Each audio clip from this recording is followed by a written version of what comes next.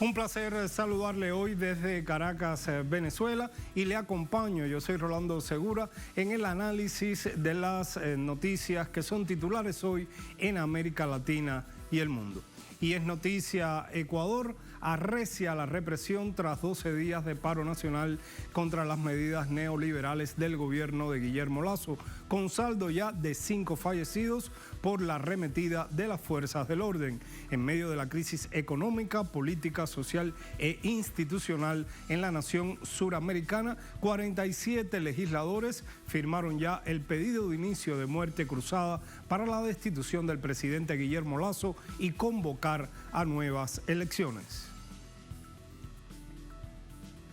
Y es noticia también Estados Unidos. Manifestaciones en varias ciudades del país tienen lugar en rechazo a la decisión del Tribunal Supremo de derogar medio siglo de derecho al aborto constitucional, luego de otro fallo esta misma semana que dictaminó el derecho fundamental de los estadounidenses a portar armas de fuego en público. Y es noticia también la República Democrática del Congo. Esta semana el único resto del héroe independentista Patricio Lumumba fue devuelto a su tierra natal. Durante más de 60 años, Bélgica retuvo lo único que quedó de los restos de este héroe nacional, figura primordial de la independencia de Bélgica tras su derrocamiento y asesinato de este héroe congoleño. El análisis de inmediato aquí en Es Noticia.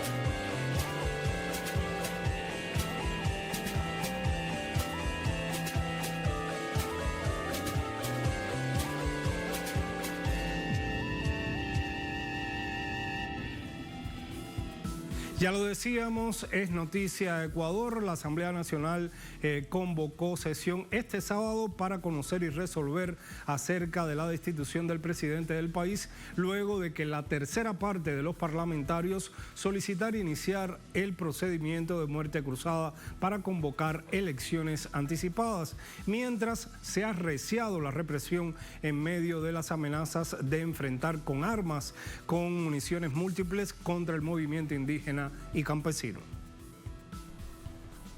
La muerte cruzada es el nombre con el que se conoce a lo dispuesto en el artículo 51 de la Ley de la Función Legislativa, que consiste en la facultad de la Asamblea Nacional para destituir al presidente de la República por grave crisis económica y conmoción interna.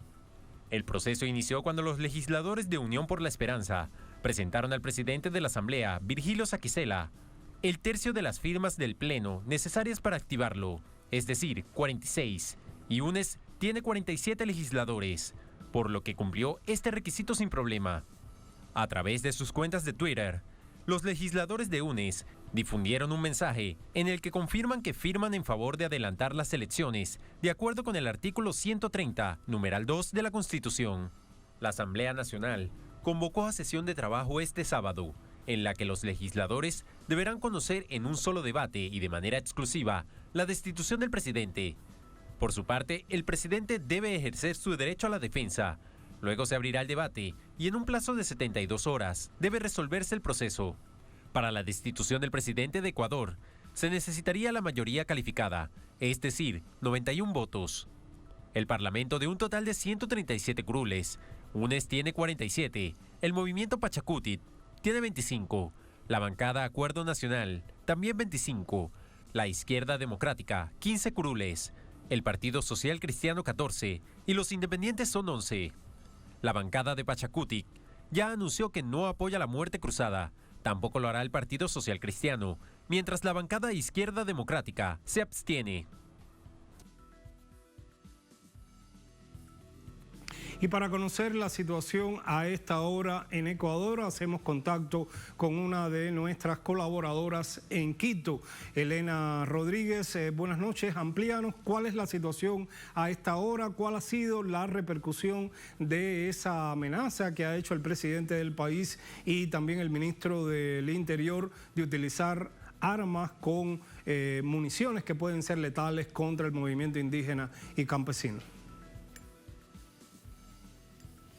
Hola Rolando, muy buenas noches a la audiencia de América Latina que se conecta a esta hora. Nosotros reportamos desde Quito, la capital de los ecuatorianos, donde se siente un ambiente de mucha tensión tras las declaraciones del presidente de la República, Guillermo Lasso. Se intensificó la escalada de violencia que sentían los manifestantes ya desde el mediodía, cuando en la Casa de la Cultura se llevaba a cabo una asamblea popular en la que pudieron precisamente evidenciar la violencia de la policía cuando estalló dentro de un espacio cerrado, dentro del ágora de la Casa de la Cultura, una bomba lacrimógena. Muchos de los manifestantes en este momento ya se han dirigido hacia los centros de paz, hacia las universidades, la Universidad Salesiana, la Universidad Central del Ecuador, la Universidad Politécnica Nacional, que han servido de sitios de acogida y de centros de paz. Acompañábamos en horas de la tarde también a un cordón humanitario que se activó y hubo serias denuncias por parte de quienes conformaban este cordón humanitario. Dijeron que la policía no respetó un hospital que se había levantado precisamente en el Parque El Arbolito para atender a las personas que fueron heridas y que también recibieron impactos de las bombas lacrimógenas, porque otra de las denuncias de los manifestantes es que las bombas lacrimógenas fueron disparadas por parte de la policía hacia el cuerpo. Yo quisiera que ustedes miren el escenario que se vive a esta hora en la capital de los ecuatorianos. Nos encontramos en una de las esquinas de la Casa de la Cultura ecuatoriana. A mi derecha está la Fiscalía General del Estado y muchos de los manifestantes que han soportado los gases están también a esta hora asentados aquí en un plantón que ellos han denominado como el plantón de la resistencia. Debemos recordar que hasta el momento hay un número total de personas fallecidas, son 5 las personas fallecidas, hay 64 vulneraciones registradas según la Alianza por los Derechos Humanos Ecuador. El número total de detenciones asciende a 108, mientras que las personas heridas son 166. Esto, insistimos, la fuente es la Alianza por los Derechos Humanos del Ecuador. Quisiéramos conversar precisamente con una de las personas que permanece aquí, que le hemos escuchado tocar su instrumento de viento, una canción además tradicional de Ecuador, Vasija de Barro. Quisiéramos conversar contigo a esta hora y que nos narres qué fue lo que viviste esta tarde en Ecuador. Bueno, buenas noches. ¿Cuál es tu nombre? Santiago Logroño, mi nombre es Santiago Logroño. Y la verdad es que la tarde de hoy en el Parque del Arbolito todos fuimos víctimas de lo que fue prácticamente una emboscada por parte de la policía. La gente en resistencia también estábamos manifestándonos cuando las bombas empezaron a caer de todas partes, en todas direcciones. La gente brincaba las vallas de la Casa de la Cultura de la desesperación, todos botaban sus escudos. Bueno, yo no alcancé a correr a ningún lado, tenía policías acá, policías allá, que no respetaron ni siquiera las brigadas médicas que estaban atendiendo. Las brigadas médicas nos querían cuidar, nos querían proteger y ellos les decían como de que, ay, no hay heridos, sáquenles, y nos jalaban de nuevo. Vi agresión increíblemente por parte de la policía, o sea, lo que querían era directamente atacarnos, lanzaron las bombas hacia el interior de la Casa de la Cultura, que es una zona de paz, se supone. Y pues nada, fue la verdad un escenario muy terrible el que se vivió temprano, hace unas horas, y ahora también pues la gente en resistencia seguimos. Lo que sí es, o sea, no sé, un poco más al cese de la violencia de ambas partes, lo que está haciendo la Policía Nacional con el uso progresivo de la fuerza. Me parece que ahora tienen como ley hasta para matarnos, ¿no? Porque ya hay 5 fallecidos y se escudan en el uso progresivo de la fuerza, ¿no? Que se justifican ahí. Entonces, sí, como que un cese a la violencia ya está demasiado. O sea, lo que vivimos hoy tarde mismo fue algo, no sé, primero una violencia a los derechos humanos fatal, porque la gente ya no tenía dónde correr. Nos quedamos un buen grupo de unas 10 personas acorraladas prácticamente, que las brigadas médicas fueron las que nos ayudaron a salir del Parque El Arbolito, porque la policía lo que quería era agredirnos directamente. Como en guerra salimos todos fingiendo estar heridos para que la policía no nos haga nada. Entonces, la verdad es que el ambiente aquí es muy denso, y sí pediría, ¿no?, a la Policía Nacional que ya basta. Sin el uniforme ellos son igual a nosotros, somos seres humanos, nos estamos atacando entre nosotros. Entonces, ¿Tú perteneces a la Confederación de Nacionalidades Indígenas del Ecuador? no, o sea, yo al igual que como decía, sí es bien es cierto que un 90% de la movilización es de la Confederación de Nacionalidades Indígenas. También habemos cientos de personas que no pertenecemos a ningún colectivo, a ninguna federación, pero no necesitamos eso para estar aquí gritando de que ya estamos hartos de este gobierno, ¿no? Hoy paramos por un gobierno que justamente ya no aguantamos. Estas son las declaraciones que se recogen a esta hora de la noche. Insistimos, estamos en los exteriores de la Casa de la Cultura Ecuatoriana, donde todavía hay manifestantes, y hasta hace pocos minutos antes de que nos conectemos con nuestra audiencia de América Latina, se escuchaban detonaciones. El ambiente está muy cargado de gas lacrimógeno y los manifestantes han dicho que van a resistir aquí, que van a relevarse, es decir, van unos a los centros de acogida y regresan otros, de tal forma que sus barricadas, las barricadas que han levantado en esta zona, se mantengan protegidas. Esta es la información que tenemos hasta el momento. Insisto, un ambiente muy tenso se siente en la capital de los ecuatorianos. Hemos visto organismos de socorro recorrer por las calles. Rolando, si tienes alguna pregunta. Sí, Elena, el relato del gobierno es que se trata de criminales, llama incluso a los indígenas y a los campesinos a regresar a sus comunidades para que no corran en riesgo. Habla, como te decía, de criminales, de la presencia de armas que se están usando contra la fuerza pública. ¿Tú viste algún tipo de armamento o de fuerza, algún instrumento letal por la parte de este movimiento allí en El Arbolito o en la Casa de la Cultura, como alega el gobierno, y que esto formaría parte de un supuesto golpe de Estado? Me parece que es incorrecto hablar de enfrentamientos. Lo que los manifestantes sufrieron esta tarde es una agresión por parte de la policía. No hubo armas, yo no pude evidenciar ningún manifestante con ningún tipo de arma de fuego. Lo que tenían es escudos para protegerse de las bombas que le llegaban hasta el cuerpo. Muchos de ellos denunciaron que las bombas fueron lanzadas al cuerpo. De hecho, militares se ubicaron en la terraza de la Contraloría General del Estado, desde donde dispararon también bombas lacrimógenas. El relato que yo puedo aportar como periodista, como comunicadora, es que ninguno de ellos estaba armado. Muchos buscaban defenderse, sí. Probablemente lo hacían con piedras que encontraban, pero los escudos era lo que les protegía de las bombas lacrimógenas que lanzaron la policía, los cuerpos policiales en la tarde en la capital de los ecuatorianos. Gracias, Elena, por estas precisiones. Buenas noches, protégete y manténnos informados sobre todo lo que está ocurriendo en Quito. Muchísimas gracias, buenas noches. Buenas noches reiterada, y continuamos allí en la ciudad de Quito, esta vez para analizar lo que está sucediendo en Ecuador, y conversamos entonces con Virgilio Hernández. Él es parlamentario andino y nos acompaña desde la capital de Ecuador. Buenas noches, Virgilio, gracias por acompañarnos. ¿Cómo interpreta el mensaje hoy del presidente Lasso, donde advierte a indígenas y campesinos que se vayan a sus casas por su seguridad?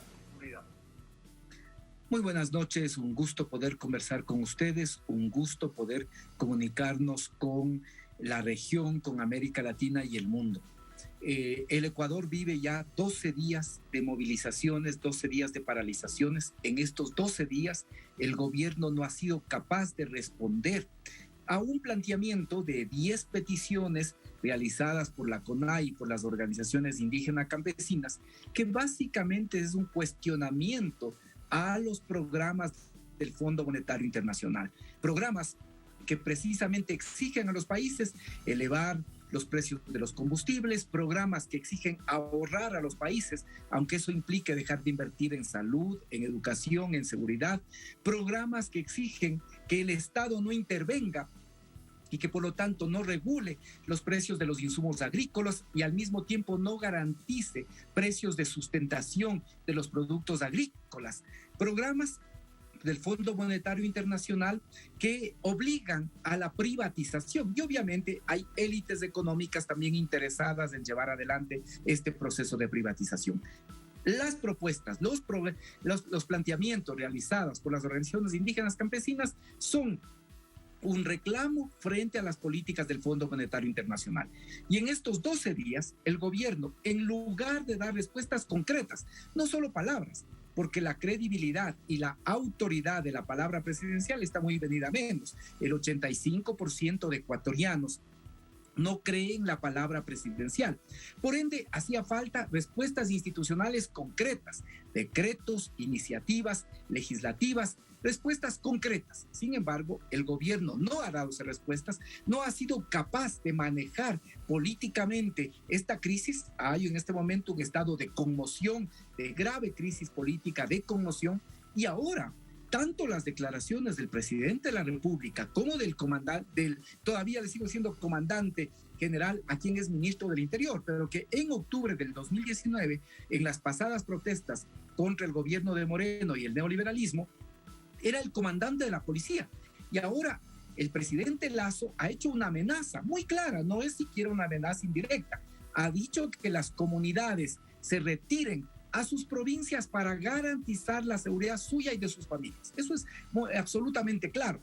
Y ha complementado esta declaración del presidente Lasso el ministro del Interior, Patricio Carrillo, que en octubre del 2019 fue comandante general de la policía, señalando que van a utilizar armamento letal, perdigones, para poder reprimir a los manifestantes. De tal forma que estamos viviendo una situación que está al margen de la Constitución, que está al margen de la ley, incluso al margen del decreto 459 que declara el estado de excepción. Lo que han realizado hoy en la Casa de la Cultura y en días pasados en universidades que por norma tienen autonomía, no se justifica en ningún marco legal, en ningún marco constitucional. Virgilio, entonces, ¿cuál puede ser un punto de resolución a esta crisis cuando estamos viendo que el presidente hoy habla en cadena nacional,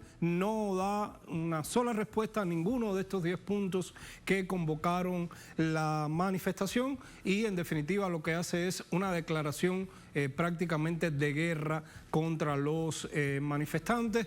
¿Es la muerte cruzada una posible salida a esta situación? ¿Qué argumentos pueden justificar que se avance en este mecanismo constitucional?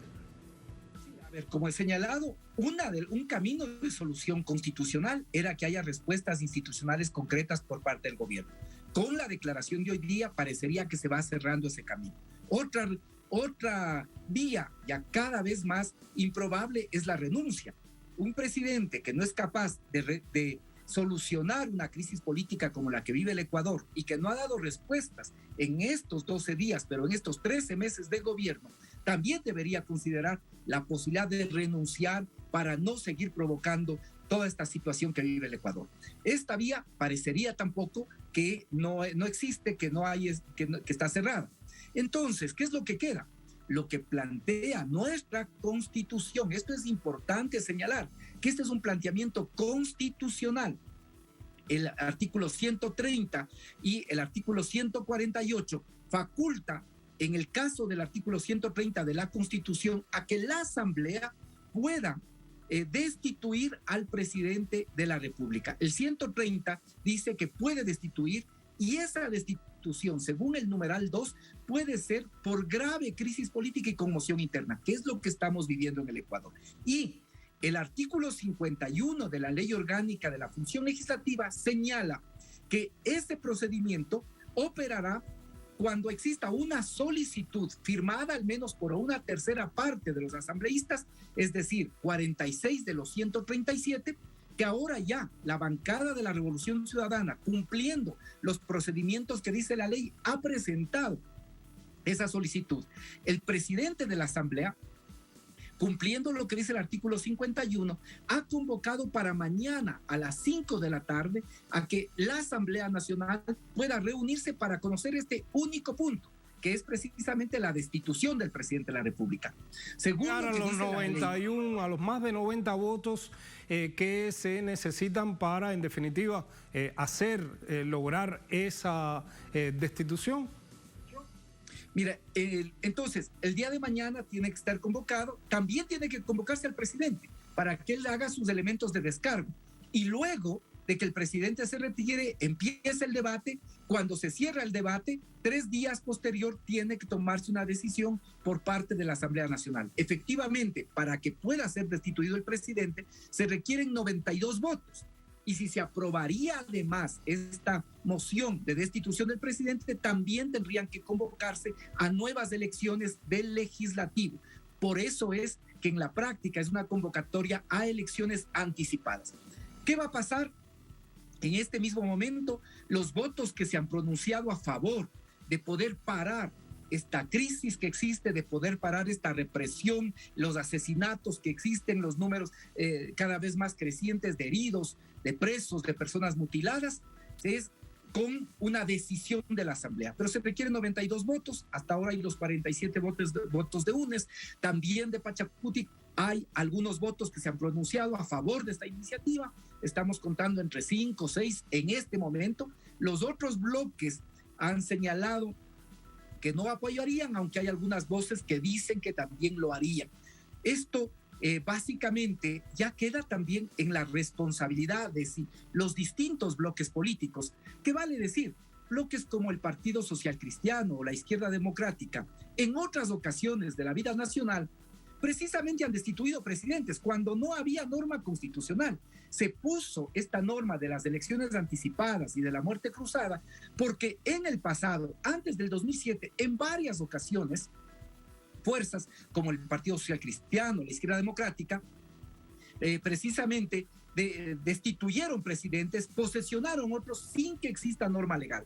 Ahora que existe norma constitucional, han señalado que no apoyarían.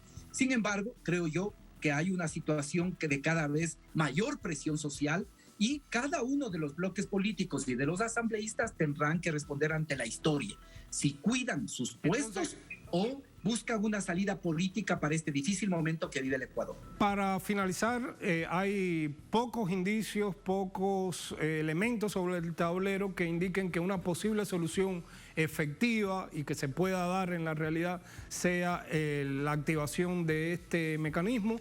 Sin embargo, el gobierno insiste en su relato de que todo esto se trata de un golpe de Estado. ¿Qué elementos se pudiera utilizar o expresar que justifique este argumento, este relato del gobierno? En lo absoluto ninguno. Hay una situación de brutal represión hacia la movilización social. Las Fuerzas Armadas, la policía actúan de manera absolutamente subordinada al gobierno nacional, de tal manera que no hay un solo viso de golpe de Estado, como llaman, ¿no? Estos son procedimientos constitucionales. En el absurdo, ni en el absurdo se puede considerar que normas constitucionales puedan constituir parte de un golpe de Estado. Estas solo son argumentos falaces que el gobierno dice para buscar deslegitimar la movilización. Y yo, precisamente por lo que usted señala, de que hay todavía duda, aunque tenemos esperanza de que este mecanismo pueda ayudar a resolver, que efectivamente sea con votos y no con balas que se resuelva esta crisis política, ¿sí? Pero en este mismo momento hay mucha expectativa, esperanza de que esto funcione, aunque también hasta ahora la posición que han adelantado algunos bloques, incluso la del propio Pachacuti, que es realmente lamentable. De Pachacuti, algunos pocos miembros han señalado que apoyarían, pero otros han señalado que no. Entonces, esto deja ver que está incierta esta propuesta aún, y lo que valdría esto sí señalar es que hay que pedir a los organismos de derechos humanos de la región, a los gobiernos democráticos y a las distintas fuerzas democráticas, organizaciones sociales y de derechos humanos, que estén pendientes por lo que pasa en el Ecuador. Estén pendientes, porque a este mismo momento se ve con dificultad el mecanismo que podría ser una propuesta democrática, que es la de elecciones anticipadas. Y con las declaraciones del presidente y del ministro del Interior, parecería que lo que viene en adelante es literalmente una represión indiscriminada que podría llevarnos a delitos de lesa humanidad, a un asesinato sistemático de dirigentes y de manifestantes, de tal manera que quisiera llamar a la solidaridad internacional, quisiera llamar a los organismos internacionales de derechos humanos y también a los gobiernos democráticos y a las fuerzas políticas democráticas que puedan tener sus ojos puestos en el Ecuador, porque hay una situación muy delicada que amenaza los principios del régimen democrático, que amenaza la paz y que cada vez más se acerca a los oscuros y estrechos caminos del fascismo. Entonces, Virgilio, ¿cuáles podrían ser los escenarios a futuro en caso de que no se active este mecanismo y cuando el gobierno hace ese mismo pedido que usted decía o llamó a los organismos de derechos humanos a ver lo que estaba sucediendo en Ecuador, a los diferentes gobiernos a estar pendientes de lo que está pasando en Ecuador con el argumento de que es el gobierno, que es el Estado, la víctima y no el victimario en esta situación, y cuando organismos internacionales que han mirado hacia Ecuador como la OEA, lo que le preocupa es la violencia de los manifestantes? Mira, nunca puede venir la violencia de parte de los manifestantes cuando los que tienen las armas y el poder disuasivo e incluso la posibilidad de utilización del poder letal, como ha dicho el ministro del Interior, son las fuerzas públicas y es la fuerza del Estado.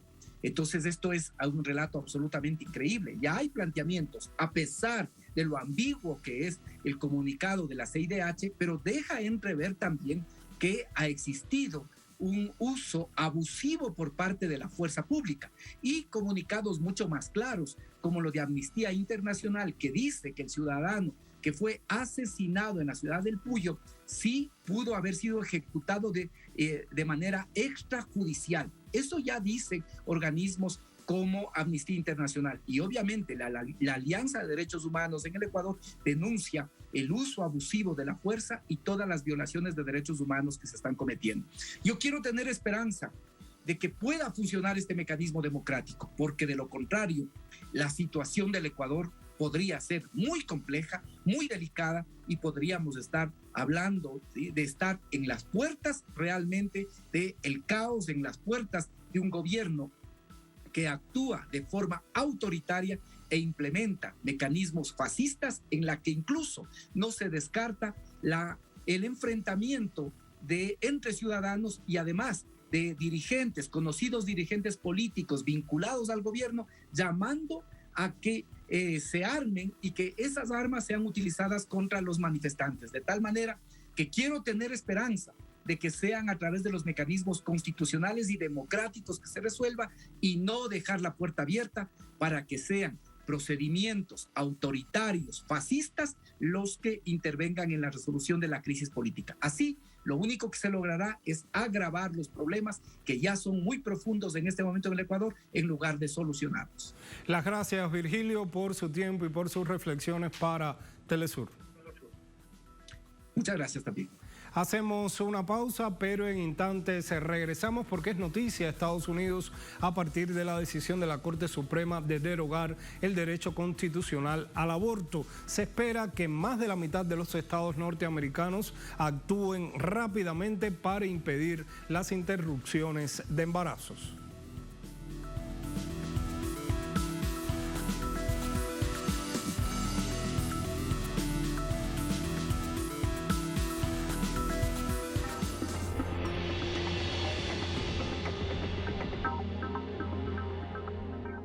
Con Construimos carreteras para fortalecer la economía del país. El gobierno nacional invierte más de 11.000 millones de bolivianos en 17 dobles vías para los departamentos de Santa Cruz, La Paz, Oruro, Cochabamba, Chuquisaca y Tarija.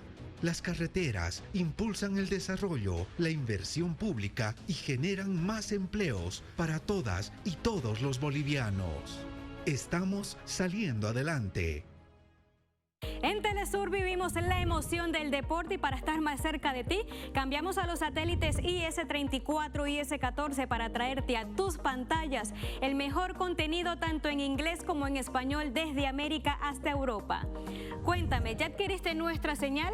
Si aún no lo has hecho, contacta a tu teleoperadora y unámonos todos en una sola emoción, porque Telesur siempre da más.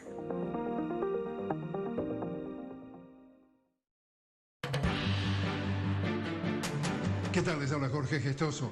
Te invito a que me acompañes en un nuevo programa en donde estaremos hablando sobre los militares y su presencia en el proceso electoral de Brasil con otra notable invitada, Carol Proner, jurista y catedrática brasileña, directamente desde París, solo por Telesur. Notables con Jorge Gestoso. Lunes, solo por Telesur.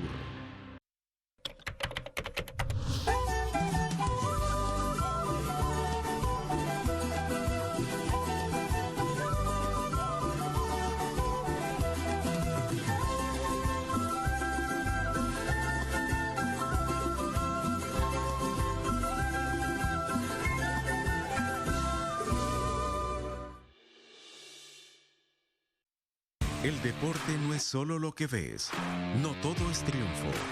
Competencia va más allá. Disciplinas que transforman, emocionan, trascienden y se adaptan a la realidad de quien la vive. Deportes Telesur. En sus 2 emisiones, de lunes a viernes.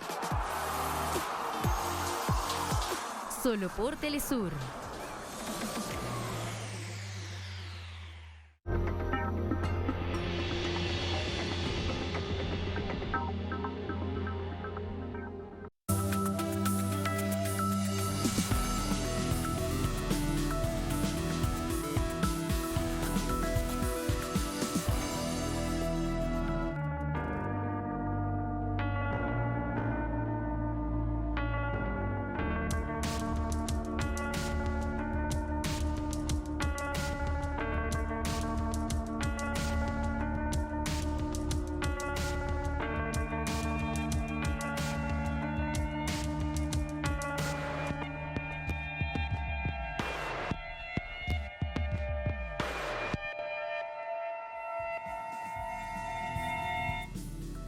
Y es noticia de Estados Unidos, donde han sido inmediatas las consecuencias de la decisión de la Corte Suprema de derogar el derecho constitucional al aborto. Al menos 4 estados norteamericanos pusieron en vigor hoy mismo las prohibiciones contra el aborto como consecuencia de la anulación de una sentencia de 1973 a través de la cual se legalizó la interrupción de embarazos en todo el país. Un nuevo fallo este viernes del Tribunal Supremo movilizó a la población en distintos lugares del país, luego de conocerse que se derogará el precedente Roe contra Wade, que permitía el aborto constitucional. Con una mayoría de 6 jueces contra 3, se decidió eliminar la libertad de las mujeres de interrumpir el embarazo que permaneció en todo el país durante 49 años. Ahora, con esta decisión, cada estado debe legislar sobre las restricciones del aborto. La presidenta de la Cámara de Representantes, Nancy Pelosi, calificó la acción de extremista y en contra de la salud reproductiva. Esta mañana, la Corte Suprema Radical está destruyendo los derechos de los estadounidenses y poniendo en peligro su salud y seguridad. Pero el Congreso seguirá actuando para superar este extremismo y proteger al pueblo estadounidense. Mientras, los gobernadores de California, Oregón, Washington, Massachusetts, se pronunciaron para defender el derecho al aborto en sus estados. Missouri se convertirá en el primer estado en prohibir el aborto después del fallo de la Corte. Aquí en Missouri, la voz del pueblo ya ha dejado en claro que los habitantes de Missouri respetan la santidad de la vida humana. Creemos que sin la protección explícita del derecho a la vida, todas las libertades están bajo ataque, por lo que no se puede exagerar la importancia de este día. Me siento honrado de ser parte de esto, y el primer fiscal general del país en poner fin al aborto de manera efectiva a la vida. En una serie de acciones contrarias a lo que los ciudadanos estadounidenses reclaman, este jueves también se conoció el fallo que eliminó una antigua ley de Nueva York que imponía restricciones a la aportación de un arma oculta fuera del hogar. Con la derogación del carácter federal del aborto, se consolida una línea de jueces conservadores que dejó la administración de Donald Trump y que constituye una gran victoria para los republicanos y conservadores religiosos. Y para conversar sobre este tema, hacemos contacto ahora con Karina Noales, coordinadora vocera de la Coordinadora Feminista 8M de Chile.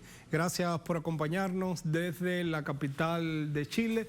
Estados Unidos en una misma semana prohíbe a las mujeres abortar, pero por otro lado decide también no regular el uso de las armas. ¿Qué significan estas dos decisiones que toma esta semana el Alto Tribunal de Estados Unidos? Buenas noches, muchas gracias por la invitación. Efectivamente, estos dos fallos, ¿no?, adoptados en una fecha tan cercana, expresan, en nuestra opinión, algo que no resulta tan contradictorio, ¿no? Existe un relato político de los sectores reaccionarios y conservadores que dice poner respecto del aborto la vida por delante, ¿no? Escuchábamos recién esas palabras. Al mismo tiempo que se consagra una política de administración de la muerte, que es reafirmar este derecho a portar armas de fuego, ¿no?, en las calles. Nosotras, así como el movimiento feminista internacional que se ha desplegado en distintos lugares del mundo con mucha fuerza en los últimos años, hemos planteado en primer lugar que el debate no se trata sobre aborto sí o aborto no. No es un debate moral ni un debate sobre la vida, es un debate sobre derechos, porque los abortos existen. Lo que está en debate es si estos van a ser seguros para las mujeres y personas gestantes o si van a ser abortos clandestinos. Hoy día la Corte Suprema de Estados Unidos ha confirmado dos cosas. La primera es que se inclina hacia los abortos ilegales, poniendo en riesgo la salud y la vida de las mujeres y personas gestantes. Y la segunda es que reafirma una política de administración de la muerte que está subordinada a garantizar las ganancias de una industria que los poderes no se atreven a tocar. Karina, unos 13 estados de la Unión Americana cuentan con leyes de activación que permitirían de manera inmediata ya poner en vigor restricciones al aborto. ¿Qué consecuencias trae precisamente esta negativa a la salud sexual y reproductiva de las mujeres? Bueno, esta es una noticia terrible, sin duda, para las mujeres y personas gestantes estadounidenses, ¿no?, pero también para las miles de mujeres y personas gestantes migrantes que viven en Estados Unidos. Nosotras sabemos que las políticas de sexualidad y de reproducción tienen impactos diferenciados, primero, en términos de sexo, ¿cierto? No es lo mismo para hombres que para mujeres y disidencias sexuales y de géneros, y también tienen una diferencia, un impacto diferenciado cuando incluimos factores como la racialización, la condición migratoria y, por supuesto, la condición de clase, ¿no? Nosotras nos imaginamos que las movilizaciones que ya están convocadas, ¿no?, puedan tener algún efecto en la implementación diferenciada, ojalá, de momento, en los distintos estados del país. Pero sin duda lo que tiene como impacto directo es un riesgo a la salud y la vida que expone hoy a mujeres y personas gestantes a condiciones de clandestinidad. Y en este impacto diferenciado del que hablas ya hoy, algunas organizaciones, algunos estados hablaban de ayudar a determinados sectores de las mujeres para que se trasladen hacia los estados donde el aborto no se va a criminalizar, pero ¿en qué medida esto afectaría entonces también a los sectores de mujeres más vulnerables, a las migrantes, a las que están también racializadas, porque se van a ver en peores condiciones, las más pobres, de trasladarse hacia lugares donde puedan realmente recibir este tipo de posibilidad de abortar?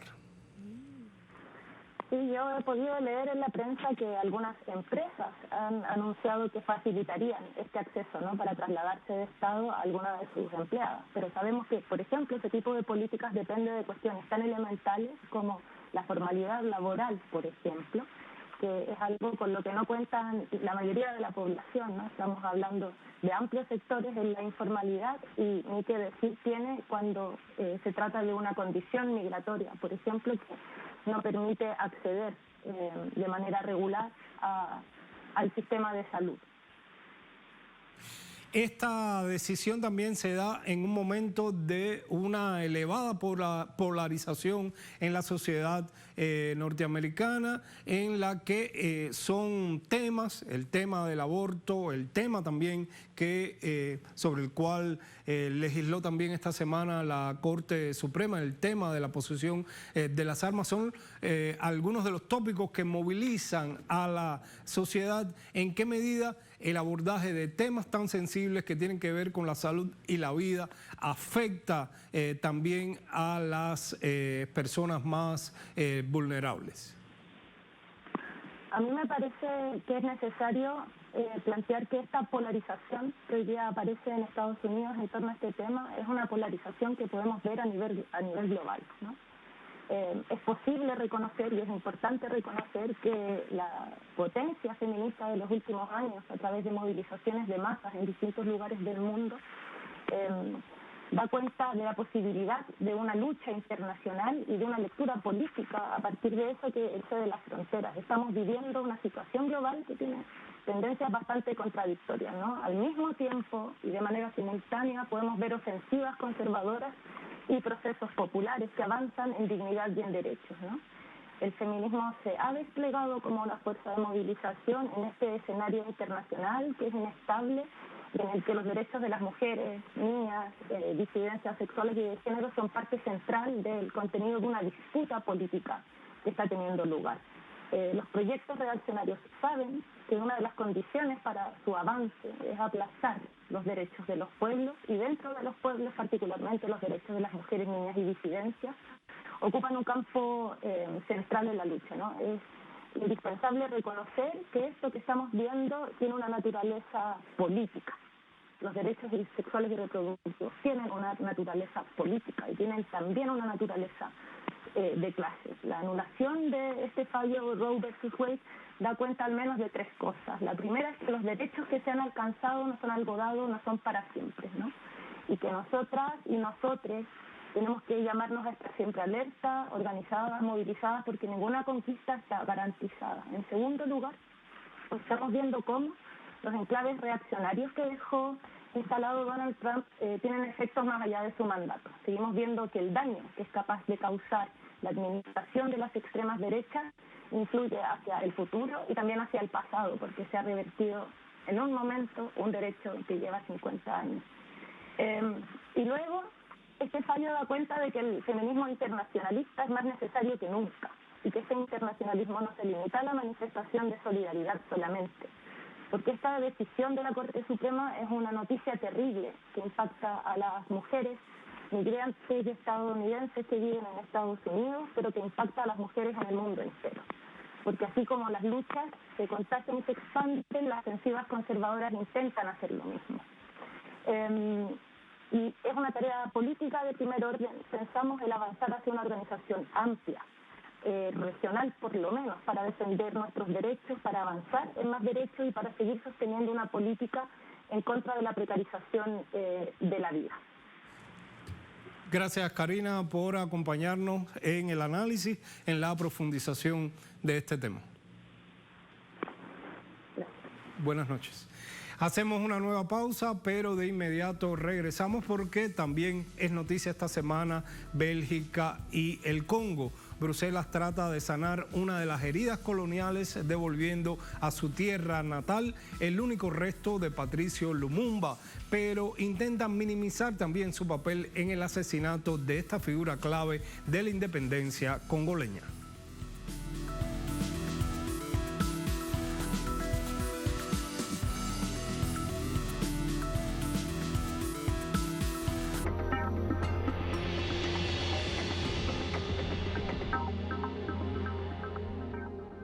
En Conviasa sabemos lo importante que es mover tu negocio. Por eso ofrecemos el servicio Conviasa Cargo. Hoy llevamos tu mercancía a más de 16 destinos internacionales. Con personal calificado y la mejor tarifa del mercado, podrás enviar hasta 90 toneladas. Contáctenos por nuestra página web, correo o el número que aparece en pantalla.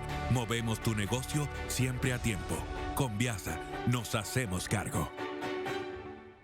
Llama a tu proveedor de cable, sintoniza la señal de los pueblos del mundo en HD. Las noticias no se detienen y nuestro avance tecnológico tampoco. Por eso cambiamos a los satélites IS-34 y IS-14 para seguir junto a vos en español y en inglés. Porque Telesur siempre da más.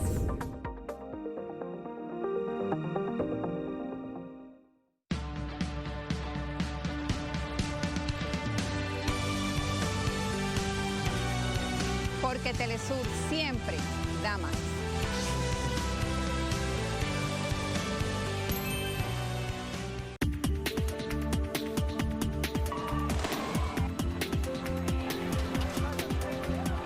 De lunes a viernes te ofrecemos un espacio de entrevistas que impulsa el análisis de los acontecimientos políticos. Sigue de cerca cada suceso del panorama latinoamericano a través de Enclave Política.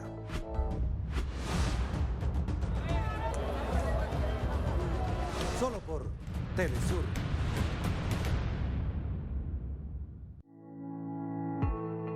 Una persona que no tiene su esquema completo de vacunas para COVID-19 tiene la posibilidad de transmitir más el virus. ¿Por qué? Porque tiene una duración mayor de la enfermedad y a mayor duración de la enfermedad hay mayor posibilidad de contagiar a las otras personas. Entrevista con Aisa García desde Guía tu Cuerpo. Sábado, solo por Telesur. Recorre los acontecimientos nacionales e internacionales en un espacio que ofrece lo más relevante del panorama mundial y lo que fue noticia durante toda la semana. En síntesis, todos los viernes, solo por Telesur.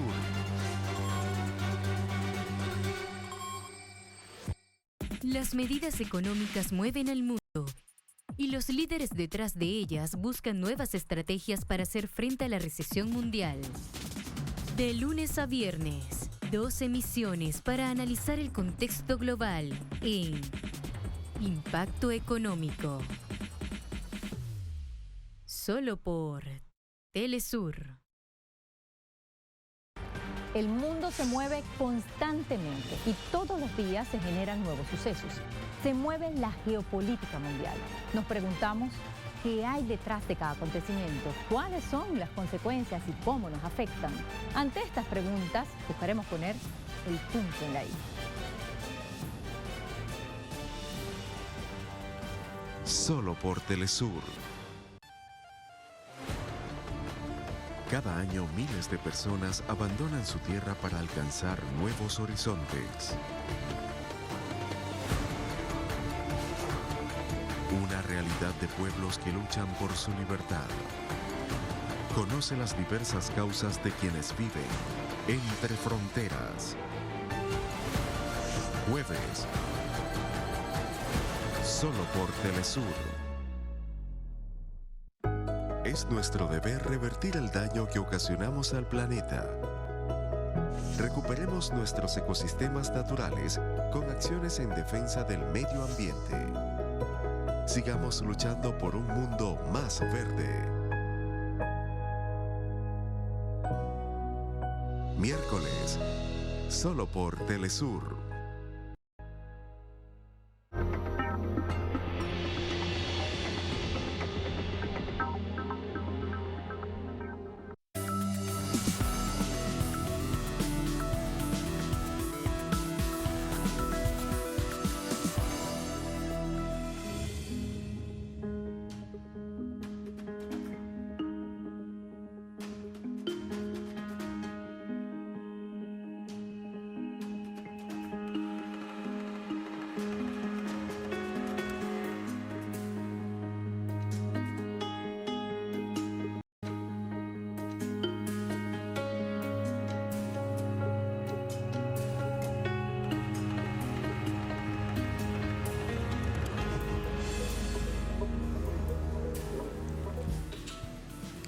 Y es noticia la República Democrática del Congo. Esta semana la nación africana recuperó el único resto físico que quedó de su héroe nacional, Patricio Lumumba, figura clave de la independencia congoleña del colonialismo belga, que fue derrocado y luego asesinado durante un golpe de Estado promovido por Bélgica y los Estados Unidos.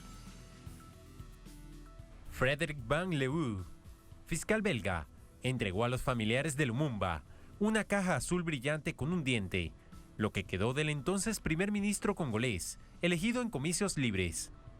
La República Democrática del Congo organizó una ceremonia que incluye 3 días de duelo nacional por la llegada y entierro de los restos, del 27 al 30 de junio, que coincide con la conmemoración del 72º aniversario de la independencia de Bélgica.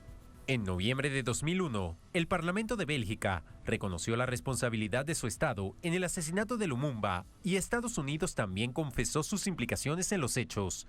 El héroe nacional de la República Democrática del Congo fue asesinado por impulsar una lucha política e ideológica en contra de los yugos coloniales europeos y el imperialismo norteamericano. Gerard Sout, un exagente policial belga, confesó su participación en el asesinato de Lumumba y aseguró que el cuerpo del revolucionario congolés fue disuelto en ácido. En su testimonio, expresó que no quedó casi nada, solo unos pocos dientes que conservaron como trofeo. Luego de haber hecho esta confesión, Soet falleció. El 17 de enero de 1961, las tierras de África recogían la sangre del líder congoleño, uno de los luchadores más fervientes contra la colonización del Congo y el primer jefe de gobierno de su país tras lograr la independencia de Bélgica. Hasta aquí la reflexión sobre los tópicos más importantes de la jornada. La próxima semana en Es Noticia también el análisis de lo que acapara titulares en América Latina y el mundo. Nos encontramos.